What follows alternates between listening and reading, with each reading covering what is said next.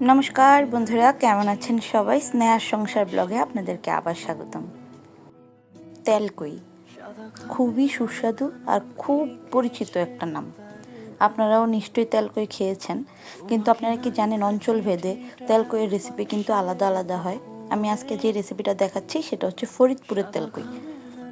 খুবই সহজ একটা রেসিপি, একটু দেখলেই আপনারা বুঝে যাবেন। প্রথমে একটা বাটিতে হলুদ সর্ষে নিয়েছি, দিয়েছি কাঁচামরিচ আর লবণ, সাথে একটু 1 চামচ পোস্ত দিলে ভালো হতো, কিন্তু ঘরে যেহেতু পোস্ত ছিল না তাই আমি আর দিইনি। 2 চামচ টক দই নিয়ে আমি ভালো করে একদম স্মুথ করে ফেটিয়ে নেব, যাতে কোনো লাম্পস না থাকে। কই মাছগুলো একটু লবণ হলুদ দিয়ে প্রথমে আমি আধা ঘন্টা মেখে রাখবো। আধা ঘন্টা পরে যে টক দইটা ফেটিয়ে রেখেছিলাম সেই টক দই আর সর্ষে বাটাটা আমি দিয়ে দেব এটার মধ্যে। দিয়ে আমি একটু সরিষার তেল দিয়ে ভালো করে মেখে নেব। ব্লেন্ডারে যেহেতু আমি পেস্ট করেছি তাই একটু জল বেশি হয়ে গেছে। আপনারা যদি পাটায় পেস্ট করে নেন তাহলে আরও একটু জল কম দিয়ে বাটবেন, তাহলে দেখবেন মাখাটা খুব সুন্দর হবে।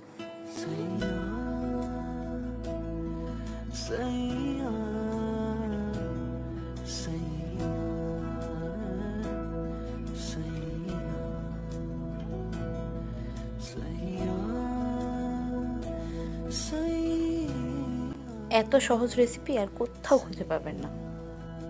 প্রথমে আমি কড়াইতে একটু সরষের তেল দিয়ে ভালো করে গরম করে নেব, যাতে সরষের তেলের কোনো গন্ধ না থাকে। আর দিব হচ্ছে মেথি ফোড়ন। মেথিটার থেকে যখন খুব সুন্দর একটা গন্ধ বের হবে তখন আমি মাছটাকে ঢেলে দেব।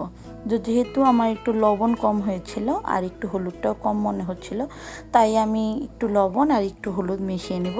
আর বাটি ধোয়াই একটু জল দেব, কিন্তু আমার যেহেতু ব্লেন্ডারে একটু জল বেশি পড়ে গিয়েছিল সর্ষে বাটায়, তাই আমি আর এক্সট্রা জল দিচ্ছি না। এটা মূলত ভাপে রান্না করার মতন প্রসেসে রান্না করা হয়, তাই আপনারা চুলার আঁচ কখনোই বাড়িয়ে দিবেন না, একদম মিডিয়াম লো হিটে রাখবেন, যাতে মাছটা নিচের দিকে লেগে না যায়। আর বারবার নিচের দিকে নাড়া দিতে থাকবেন, যাতে একদম না পুড়ে যায় নিচ জায়গাটা। নামানোর আগে আমি একটু কাঁচা সরিষার তেল আর একটু চিনি দিয়ে নামাবো।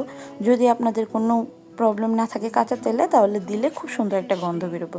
আর এটা যেহেতু তেল কই, তাই একটু তেলটা বেশি দিতে হবে। আমি যেহেতু একটু তেল কম খাই তাই আমি একটু কম দিয়েছি। আপনারা চাইলে কম দিয়েও রান্না করতে পারেন, তাতে কিন্তু টেস্টের কোনো হেরফের হবে না, শুধু দেখতে একটু সুন্দর হবে।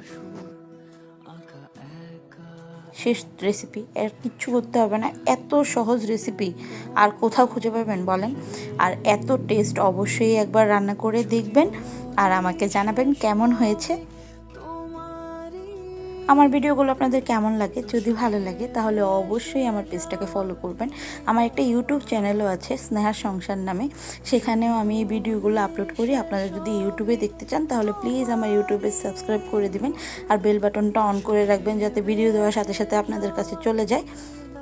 অবশ্যই লাইক করবেন আর কেমন লেগেছে অবশ্যই কমেন্ট করে জানাবেন, নয়তো আমি কিভাবে জানবো বলেন?